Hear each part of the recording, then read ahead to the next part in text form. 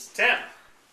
What's going on? I'm Tim Young. I'm a stand-up comic from Baltimore. You're sitting down.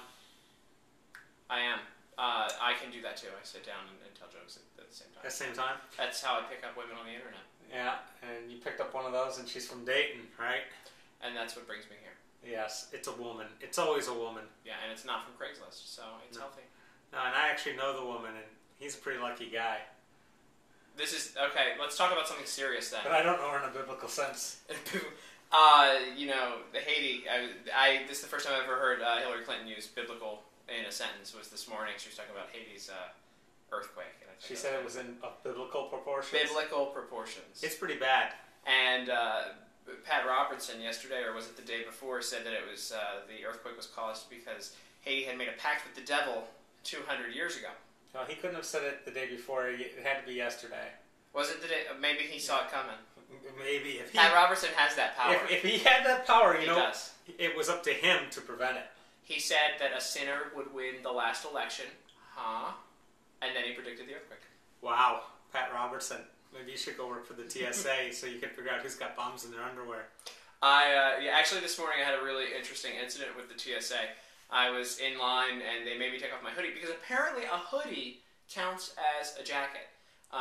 So all I had on was like a ratty t-shirt because I dress like I'm homeless. Yes. Regularly. Because you're a stand-up comic. Yeah, and I have no money. Yeah. So I was wearing a hoodie this morning going through airport security and they told me to take it off, to which my immediate reaction was, can I volunteer for the full body scanner? Was she cute? No, actually she was nasty and old. Oh, okay.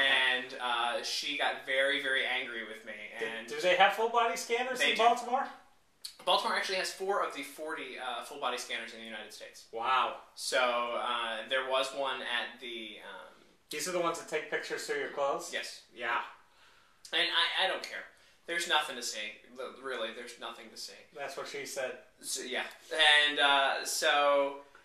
you know, she screamed at me basically and was like, if you want to do that, you have to go back through the line and go over 4 lines. You're in the wrong area for that. So I just did it. So if you're a terrorist, wear a hoodie, get in the wrong line, and don't worry about the full body scan. Actually, yeah, volunteer. Volunteer. They'll get very angry. If you volunteer, you don't have to do anything, apparently. I was listening to something today with a head of security or something on NPR, and he was saying that one of the stewardesses thought something was wrong with Robert Reed, the shoe bomber, when he got on the plane. And when she looked at his passport and said Robert Reed, and he spoke with a perfect English accent, oh, he can't be a terrorist, let him in. So, you know, they were talking about profiling. And obviously Tim, with his, you know, his little scruffy beard and his hoodie, didn't quite fit the profile. I was a little too white. I think it was my attitude. Because what terrorist would volunteer to go through the full body scanner? The one that wants to get the bomb on the plane. Apparently I'm smart. Yeah. So what happened? You chickened out at the last minute? Yeah, not chickened out. I wasn't going to go back through security. I was tired this morning. I just wanted to sit down and take a nap at the airport, so I went through. But this whole thing about profiling and trying to make us safer and, you know, all this focus on, you know, airplane security, I think is really kind of insane and misplaced because there's simple ways to do terrorism in this country. And hell, Timothy McVeigh didn't need bombs in his underwear. He just rented a Ryder truck, got some diesel fuel and some fertilizer, and boom, there he was. It's just like now you're going to be on a watch list for all the keywords that you've spouted out on YouTube. Yeah. That's your next step. That's good. It's because I'm with you.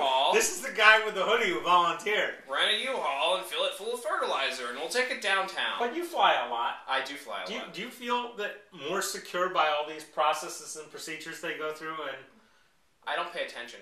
Actually, I really have stopped paying attention to things. The last time that I sat next to someone who could have been profiled as a terrorist, he was on his computer with his wife. It was really funny.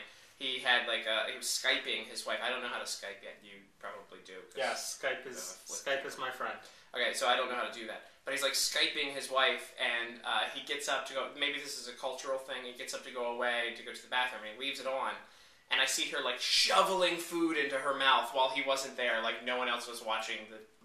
Clearly, she didn't think I was there. Yeah. It's probably during Ramadan. So he came back and sat down, and like she was back ready to go with conversation. But I just thought that was kind of an interesting. And he was the last person I would have profiled as a terrorist because. You know. So you come to Dayton pretty regularly. I do. What do you think of our fair city? Yep. There's the Oregon District, and then there's Taqueria Mixteca, and Taqueria Mixteca gets 2 thumbs up. If I had another thumb, it would have 3 thumbs. 3 thumbs up. They are I feel like I walk into Mexico at Taqueria Mixteca. Have you been to Mexico? No, but that's what I figure it's like. It probably is. It's one of my favorite places to eat. If you haven't been, it is on East 3rd Street. We shouldn't talk about anything that's not sponsoring you. Nah, we should. They're good people. They're over by 3rd and June, sort of catty corner from where the old Daffler Pharmacy was. And real good food, really cheap, and pretty authentic. You can get coupons for them at restaurants online. Yeah, Restaurants.com, you can get a $10 gift certificate for $4. Don't do it, though, because they are already so cheap. They're going to go out of business, and then we're in real trouble. Yeah. And you know, that's the great thing. You know, these little dive places, they're the ones you should be supporting, not the big chains. You can go anywhere and get the same old other places, but that's legitimate. Well, you know what I don't count as a chain, though, that's in Dayton, Ohio? What? Boston Stoker. I think that they are... No, that's a local chain. That's not a chain. That's okay. I like Boston Stoker a lot. So, Boston Stoker, 2 thumbs up. Anything else that you like? No. Just your girlfriend? No. Boston Stoker's pretty good. Okay. Well, there you have it. Tim Young, stand-up comedian from Baltimore, and his take on Dayton. We'll see you tomorrow.